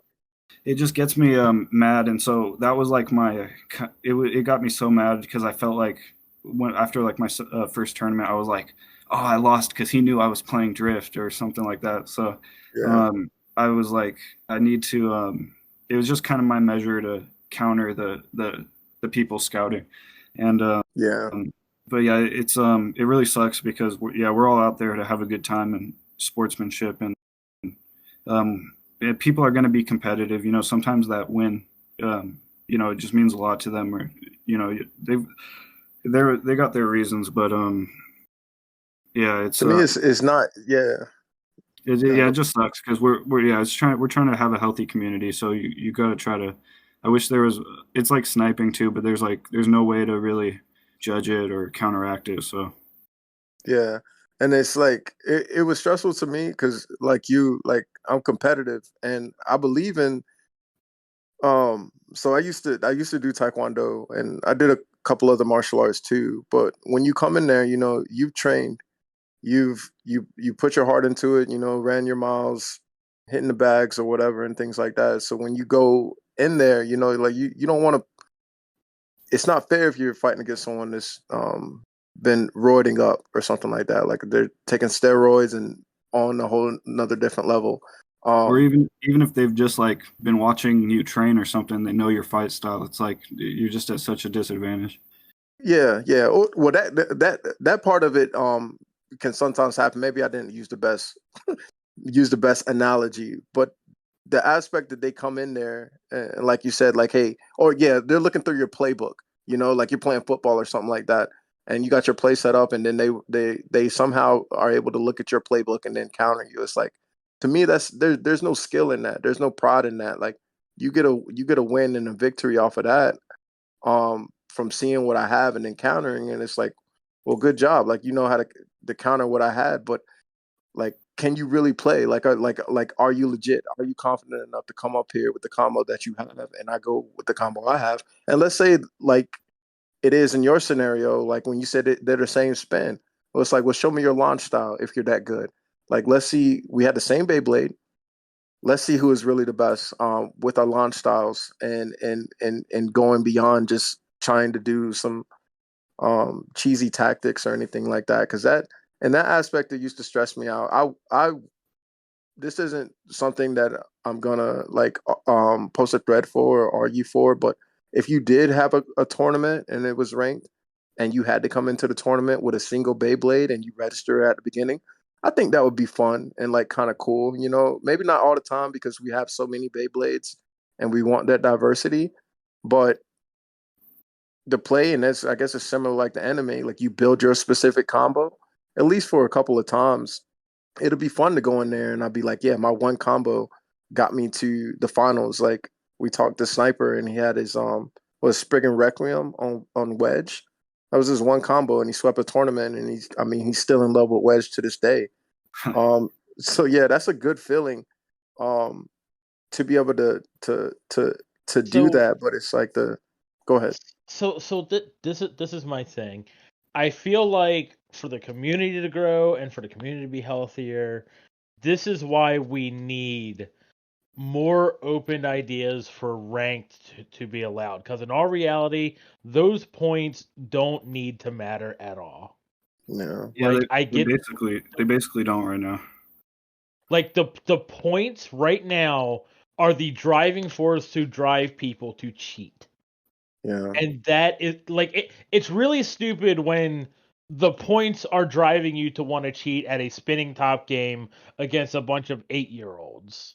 That is 100%. The only time I ever like I didn't blow up on this thread, but I was so hot and heated. We were talking about the pick three, choose one, and implementing it. And everyone else on the thread was talking about like how, yeah, we should get more things. But I was kind of arguing like that I was pissed off about the cheating and people having bays in their pockets. But that's the only time, man. And I agree with you. I agree with you, So, man. so like that's why I feel like what we need to do, we need to make the ranked stuff and everything like that. That just needs to be more open, kind of like unranked. Like you don't even need unranked anymore. Just basically have unranked and be ranked, and it's fine. It doesn't really matter. What you need to do then is go take the Yu-Gi-Oh route, have regional qualifiers and national events to And have a drive big event. the competitive players. That's where you need to be competitive. You don't need to worry about the points. You want the title at the end of the year that you were the national champion. Yeah. And yeah, that's Yeah. I think that's like that we have a small community, comparative to like Pokemon or Yu-Gi-Oh.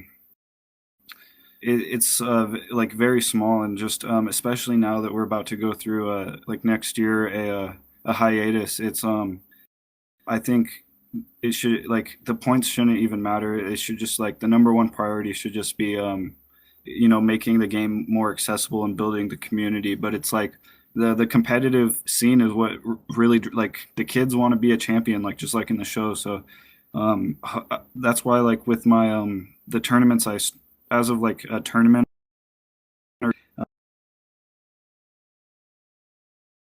Hello, Zektor? Oh yeah. Zektor. My You bad. became a robot and then you faded out. Yeah. Can you hear me So now? we got yeah. Yeah. I Okay. think the last thing we heard was that the kids want to be national champions. Yeah, they just want to have that that anime experience kind of, because that's probably what drove them to the game. And so, or just having something higher to strive for competitively. So, in my tournament descriptions, as of like 2 tournaments ago, I say in the prize section, it's like, if you make top 4 or higher at any of my events this year, we're gonna have an invitational only event at the end of the summer for like all the people who placed 4th or higher throughout the year. And so I really liked what you did with the 4 gaming, setting up the seasons for next year and like setting up the regions. Yeah. I thought that was a really cool idea. And Thank so you. doing so what I'm hoping to do is just like the kids in my local scene, they'll see like, oh, okay, I didn't top any tournaments this year, but it's like I'm hoping to have like kind of our season be like just like a summer season from like the beginning of the year to the just hoping it'll give kids like that they'll feel like, oh, there's a higher level past this that I can go to. And it's like I'm just trying to like I really like how you did that too, because that's what it's like. I think if you're able to like get to the top of your region and then enter in your event, and yeah, thanks for setting up that. I wish the organized play team set up it's a huge task, but just set up higher levels of league play. But I know it's yeah, it's a lot to ask, especially like Yeah. So according to Geetster and like Shindog and whatnot that I've talked to, the Anime North event, that basically has been the Beyblade Nationals forever. But then of course COVID stopped it from happening, so we didn't have it for 2 years or whatever. So, but the thing is think about like a Yu-Gi-Oh Nationals where it's moving all across the country all the time. One year it's Yeah. over on the West Coast, one year it's in the East Coast, one year it's in the middle of everything.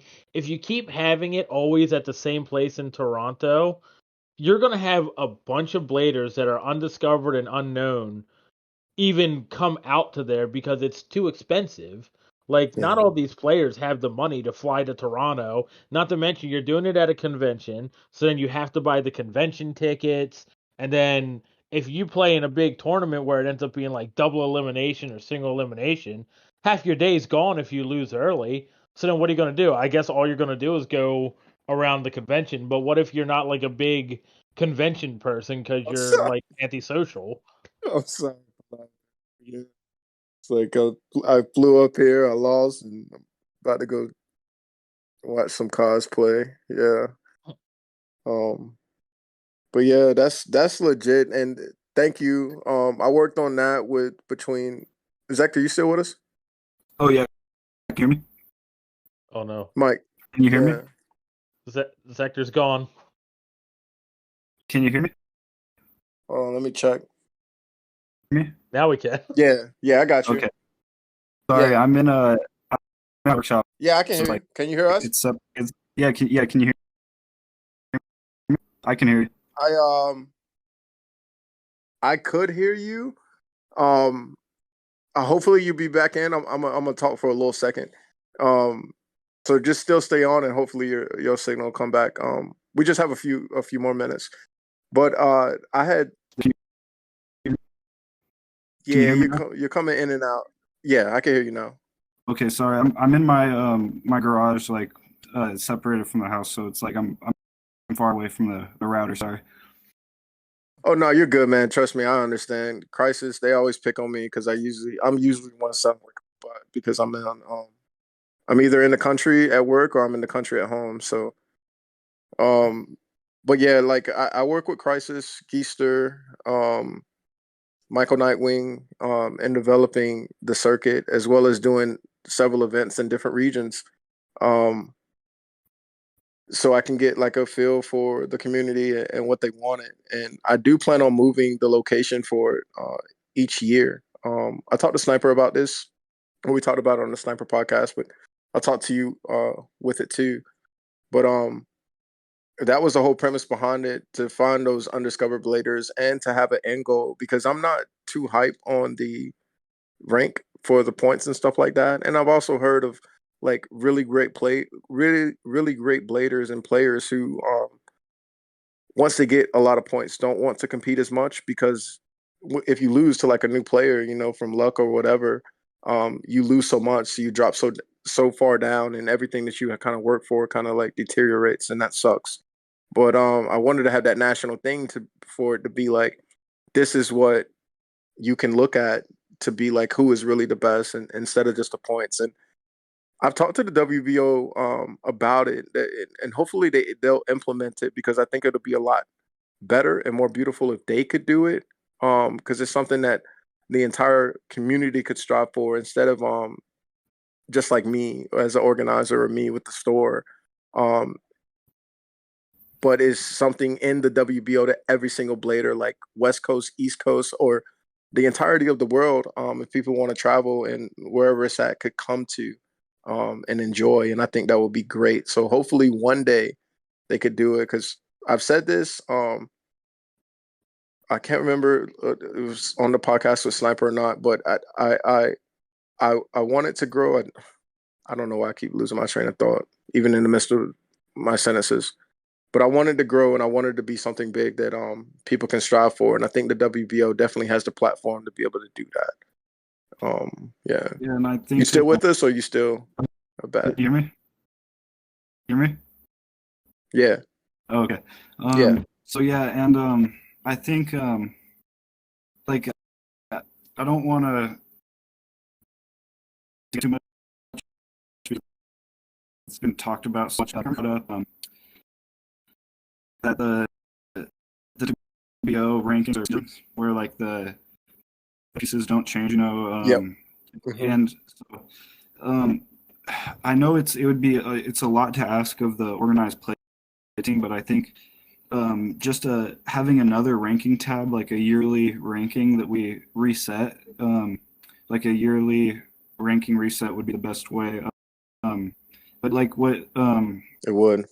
Those events that you're doing like that, I think that's a huge step in the right direction to like get people to play more. But I think too, like very quickly I realized like, okay, these points don't matter. Like I just want to for myself now, because I realized like very quickly that I'm not ever be number one, probably like not even in the top 5 or 10. So it was kind of like disheartening a little bit, but that's kind of when I had the mentality like, okay, I just want to go and play against the people who are supposed to be or are the best players in the world, and I want to just go see how I stack up against them in a match. Mm-hmm. And so I think having a yearly ranking or I guess I'm trying to do more with the regional. I set up for anybody I set up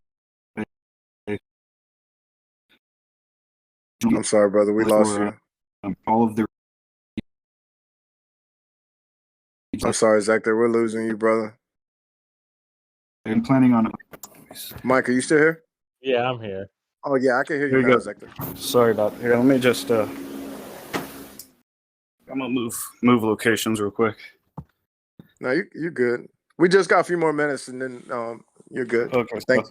So, well, I was just saying, so it was just pretty disheartening learning that like, okay, so I'm never gonna go up on these too high on the ranking. So I think regional rankings or like a yearly ranking would give people a chance to just be more involved with the game, and also like just the people who play the most or who have been playing the longest, and the people who win against them, like those are the people who are getting the most points. And so I travel, and I won that event in Maryland, and I went up like a few points, but then when I came back, it's like if I even take one loss in a tournament, it's like I'm barely breaking even. Yeah, in a tournament, like I might get like I can like the Oregon when I was in Oregon, the first event that I lost in Oregon, it was like,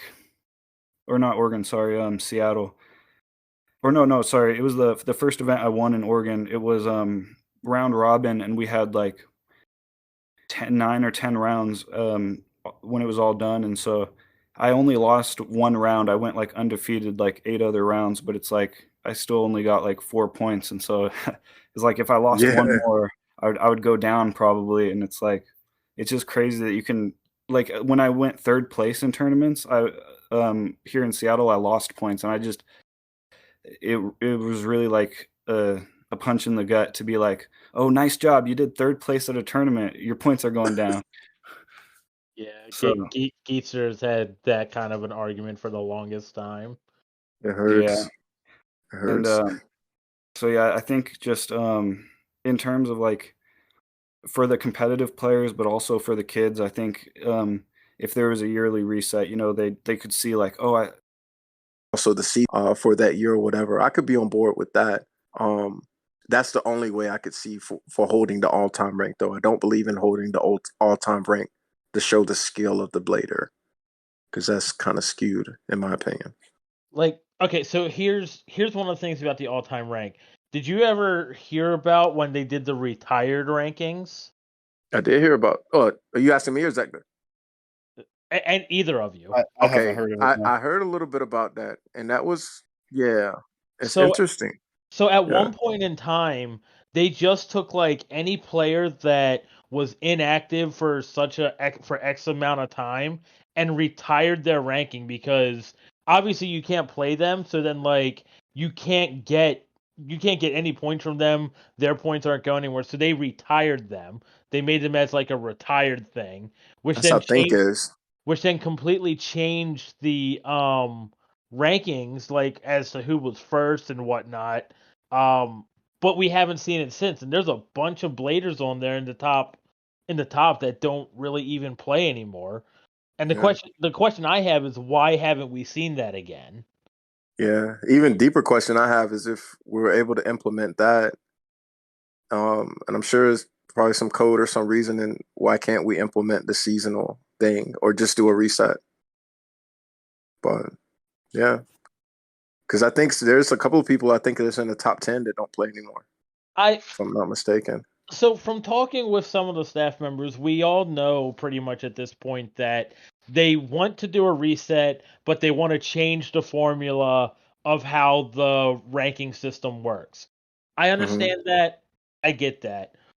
I get you want to get that done before you do the reset. In our reality, just reset it and use what you Yeah, have now, and then just whenever the other thing gets fleshed out, the next year just reset it and implement a new system. Because yeah, it might take you 4 years before you can, actually get that new system implemented. yeah. At this point here, still use the old system and just do a reset every year. People would be more happy with that than no reset at all. Because the benefit of it, it's not really going to hurt anyone. Because even with the regional thing, if we did a reset right now and we still had the same formula, it's like we're all starting from 1,000. Right. So if you're playing in your region, if someone gained a whole lot of points, it's going to be they're good pretty much. They're good. It's not like they're going to travel to another region and gain a whole lot of points because more than likely, I feel like once the reset happens, people are going to start having more tournaments. So they probably will have weekly tournaments. So people are gaining a lot of points. So the only benefit I could see for someone traveling in regards to gaining points is if their areas only have like one tournament a month versus other areas that are doing like one or two a week, because then they're able to rank up a lot quicker. But still, because I know I don't host as much right now. I'm about to start, like guaranteed. I'm about to start. Everybody's listening in my area. I'm about to start again. But having if we had to reset, I guarantee it. A lot of even organizers in our area will start trying to get out there more because they also the whole reason why we're organized is because we want to play and we do enjoy the competition and we want to get the number one spot or be in the top, especially if you had the Hall of Fame thing, like you were saying, or even what I would like if they had like the top 25 or the top 64 be invited to that national event. Um, because that's something to strive for. And every organizer will want to go, so they're going to host those tournaments so people could come out, so they can gain points, and it's also building the community at the same time. So we'll see. But like I said, I know the WBO is working on it, so I'm not trying to sound like It's just 100% passion. I know they're working on it. It's going to take time. And a lot of the ideas that we have are slowly being implemented from what we've heard. Right. Yeah, and I think that's just one other thing I'd like to see is like the OP team a little quicker, but that's obviously in a perfect world because it's like there's only they're people and they've only got so much time to work on it. So, but yeah, I just wish they like yeah, everything like from reports to like they take care of the spam pretty quickly, but like getting events approved and getting responses from staff. But there's like people like Henwuja and Shindog, they're pretty responsive, but yeah, I just wish the staff was like more active Yeah, and more involved. yeah, Yeah, that's been one of my things for the longest time. I want like I know from talking with TSO that the staff have their own section on the website that only they can see, kind of like how, there's an organizers circle that only organizers can get into. hmm Mhm. There's a section for staff members, the exact same thing. And it's just kind of like if they're all talking in there and they're not talking out here in the rest of it, like we're all not being informed, so we don't know what's going on. Like yeah, I'm glad Frost has been making his videos because he's actively telling us this is what we're talking about, this is what we're working on, which is 100%. great. But if people don't have his YouTube, then how do they know? Um, yeah, I'm gonna put his YouTube at the bottom of this video too, because if you haven't checked it out, it's very good and informative. If you're an organizer or just involved in any organized play, um, he gives a lot of great insight into their meetings and what they do as far as like some of the things they're looking at for rules, including like recording matches, using different stadiums. Has he talked about a rank reset? No, I don't think he has. I don't think he has, but he's a great member of the community. No part of Carolina community. Shout out Carolinas. But yeah, he does very well on that, and that is informative.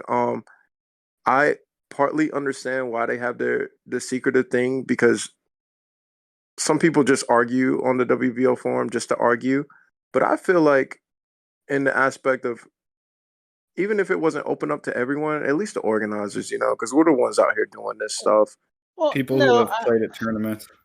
I, Yeah, I feel like them having their own section where they talk internally about stuff is fine. It's just why is it I mostly only see comments from Shindog, Thing, yeah, maybe some from Citrus Ninja, and that's it. I don't see many comments or anything and stuff from K, from I really much from Wombat, any of them. So like that's my thing. Like I made this whole nice proposal. It took me a week's worth of time to make this, and I think the only people that commented on it that are staff is Shindog and Think. Why? yeah, I want to yeah, know the other staff members' opinions on my proposal.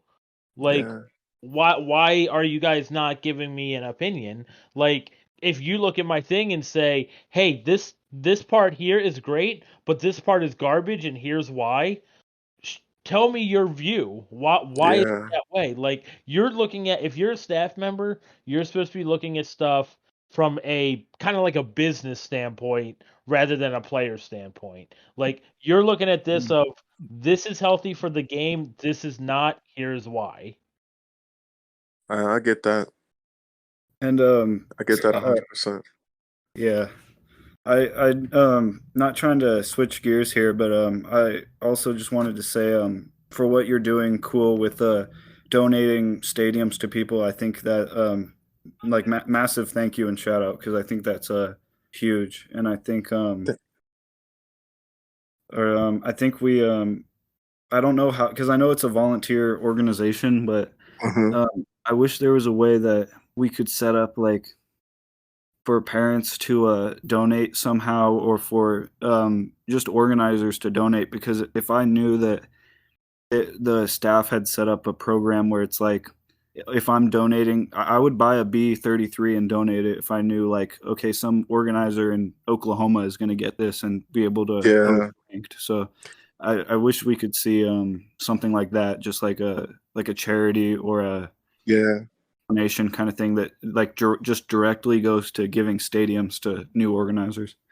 Thank you. Thank you, brother. I'll tell you, like, I'm not gonna list them or say them all right now. I have like Mike is legit when it comes to the organized play and creating the formats and the rules.